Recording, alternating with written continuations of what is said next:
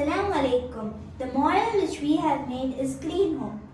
Law of conservation of energy states that energy can neither be created nor be destroyed, but it can be transformed from one form to another.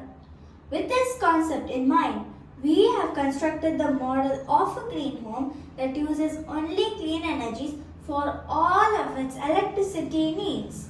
So, what is this clean energy? Renewable sources of energy like wind, solar, hydro, geothermal, etc. are clean energies because they do not cause air pollution and they do not get depleted, allowing us to use them for a longer period of time, unlike non-renewable fossil fuels. In this model, the first such energy used is wind.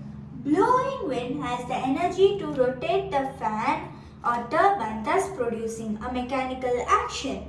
This mechanical energy is converted into electrical energy with the help of a small dynamo or generator.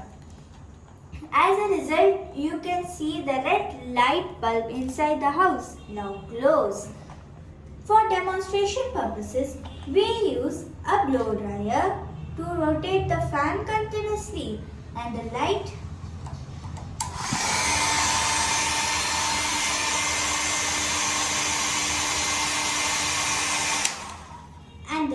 can be seen glowing continuously. The next such energy which I have used and what I am going to explain is solar energy conversion.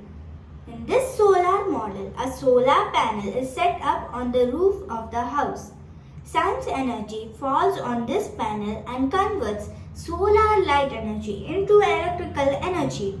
I am using a torch to show this as we can't get enough sunlight inside this room.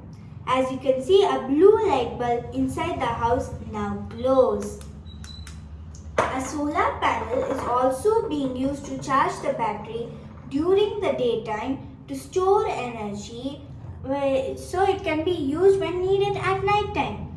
Like here, these compound wall lights are switched on at night.